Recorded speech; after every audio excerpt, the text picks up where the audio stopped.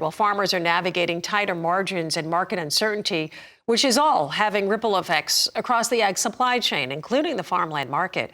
Want to now get an update on the latest trends impacting rural property owners. Accredited farm manager Troy Swee joins us now for an update. Troy, a pleasure. Thank you for being here.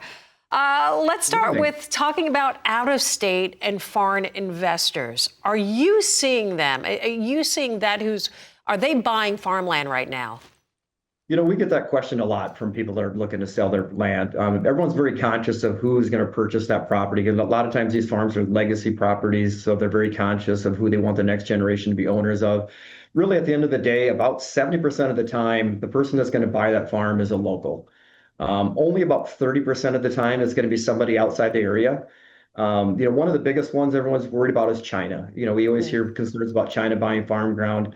China only represents they're buying about 1% of the farm ground. If you look at foreign investors, which makes up about 3% of the land that gets sold, Canada owns the biggest share of that.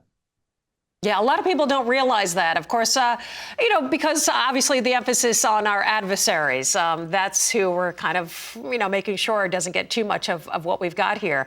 Let's talk about the land market, Troy. Land values, are they stabilized? What are we looking at?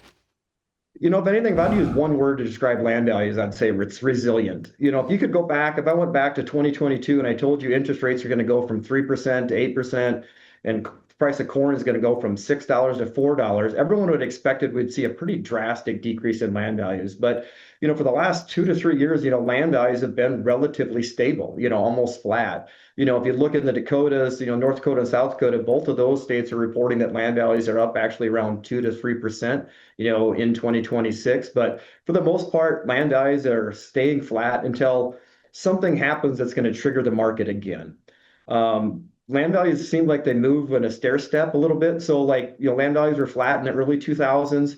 Then in 2005, we saw the introduction of ethanol. So we had an increase in corn price. And land values followed suit. We saw the drought of 2012. Corn prices went up, land values went up. Then we saw COVID and Russia, Ukraine in 2020. Again, land values went up when corn prices went up. So what's going to be the next trigger? We don't know, but I would predict that if history holds true, land values are going to stay stable for the next probably year or two until something happens where we see that next uptick in price. Let me ask you this. Is there a process or something a guide that maybe you follow when considering the value maybe of land? What do you look at? Like real estate, when it comes to real estate, everyone talks about location, location, location.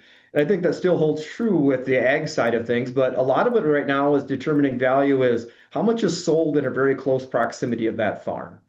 If you live in an area and if you're thinking about selling a property and not much is sold within a 10-mile, say, radius around your property, I think it's going to bring probably about what it did in 2022 or 2023. However, if you've already had quite a few of your neighbors sold properties in a very close proximity to your property, I think we're running out of buyers, to be honest. So then I think we're going to see a little bit of pressure on prices in those areas. And then you're maybe looking at maybe down 10% to 15% from the highs of 2022.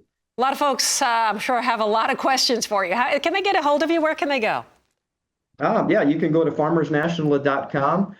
That's a great place to look at all the services that Farmers National can provide for landowners looking for farm management or real estate questions. All right, Troy, pleasure. Thank you, as always, for joining us. Accredited farm manager, that is Troy Swee.